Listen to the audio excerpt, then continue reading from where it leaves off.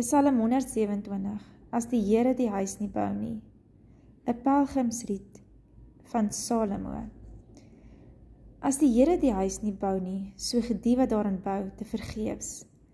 As die Here die stad nie beskerm nie, waak die wat dit beskerm te vergeefs. Te vergeefs dat julle vroeg opstaan en laat gaan slaap, om met moeite bestaan te maak.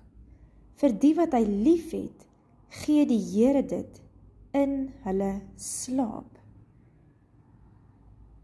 Seuns is geskenke van die Here, kinders word deur hom gegee.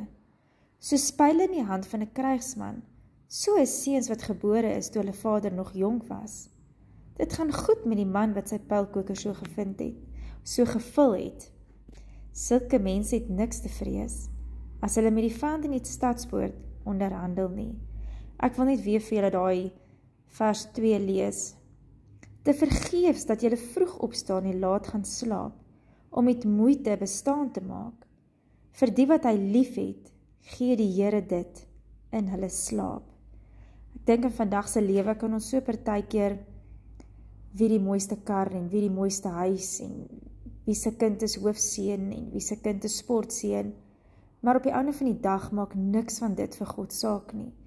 Al wat vir hom saak maak, is dat jou hart vir hom is.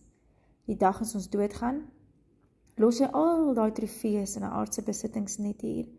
Wat help het 'n mens is ongelukkig en jy jaag geld en sukses na, wat op die einde van die dag niks vir ons stel nie.